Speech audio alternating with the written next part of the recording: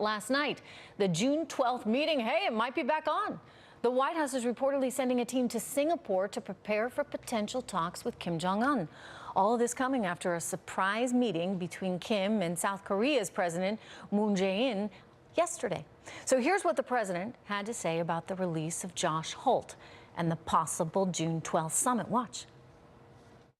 We're looking at June 12th in Singapore. That hasn't changed. And it's moving along pretty well. So we'll see what happens. We've had 17 prisoners released during the Trump administration. You were a tough one, I have to tell you. That was a tough situation. But we've had 17 released, and we're very proud of that record. Very proud. And we have others coming. Joining me right now, Gordon Chang. He's the author of Nuclear Showdown and the Coming Collapse of China. Boy, we've got a lot to talk about here today. But let me start actually with Venezuela and the significance of Josh Holt being back home in America right now. What does that tell you? Well, this is the second time this month that President Trump has secured the release of Americans. And I don't think that's a coincidence. I think the bad actors around the world have taken one look at this president and said he's really regained his footing, and now's not the time to mess with the United States of America. So that's a big deal. I mean, everything that he's doing right now may be, in fact, a little bit calculated for that world stage, given that we've got these negotiations going on with North Korea. Do you think this summit's going to happen? Yeah, I think so. The North Koreans need this summit. They need sanctions relief. They certainly don't want the United States to take out their nuke and their missile facilities.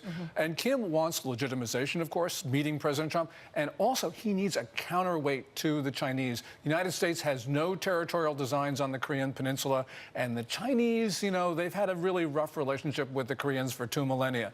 So I think Kim really wants to meet Trump. And we saw that on Thursday when, you know, the president cancels the summit. And within hours, the North Koreans come out with this string of unusually conciliatory messages and saying, we even will go for the Trump formula on denuclearization. This is really quite stunning. So why did they pull what they did? I mean, why did they have so many aggressive statements in the days before that led us to have to say, okay, guys, enough? Well, I think there are a number of factors, but the most important one is that the Chinese were really starting to say to the Koreans, especially after that second summit on the 7th and 8th of this month, where Kim went to China 2 times in a row. I think the Chinese basically said, look, pull back. You don't have to deal with the Americans because we Chinese are going to support your economy. And we saw in the first 2 weeks of this month, the price of gas and diesel in the northern part of North Korea fell dramatically. And the only reason that could have happened is because the Chinese are pumping much more oil through the friendship pipeline. And I also heard that the coal trade may have been resumed as well, where the North Koreans are able to send the Chinese coal. Well, in that case, they're in violation of the sanctions that they signed up to with us. For about 3 months now, maybe 2.5, there's been really blatant Chinese sanctions busting. And it's a number of things. It's North Korean workers are now back in China. It's Chinese investment into North Korea. There's all those gifts that Xi Jinping gave to Kim at the end of March at their summit. That's a violation of UN sanctions. And the worst thing about this, Trish, is not only that the Chinese violated the sanctions by giving all those luxury items, they photographed it and they were saying, look, we're violating sanctions, U.S. What you going to do about it? Yeah, well, we can do something. Believe me, we can do a whole lot about it. You know, and don't forget, and I know you've talked about this a lot, and I appreciate this because you and I are simpatico on this one. We have economic leverage. So before we start, you know, sending troops, we ought to be doing everything economically we possibly can with China to influence what they're doing with North Korea. Yeah, and by that I mean?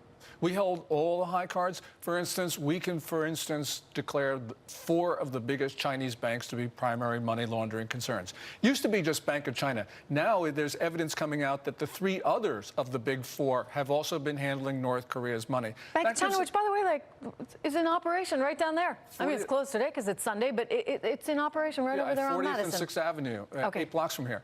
So we can do that. We also, you know, we got ZTE, that Chinese embattled telecom manufacturer.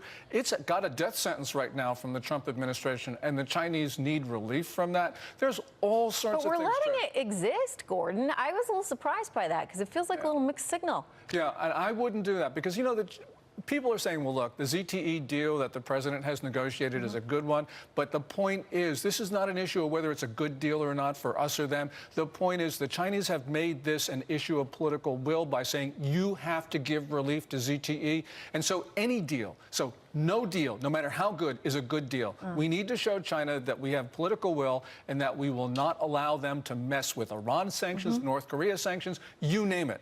Okay, so maybe not trade so much. Or Not maybe, trade so much? You know, I mean, the whole trade thing is a whole other conversation, because the idea that they're like, okay, we're going to knock our 25%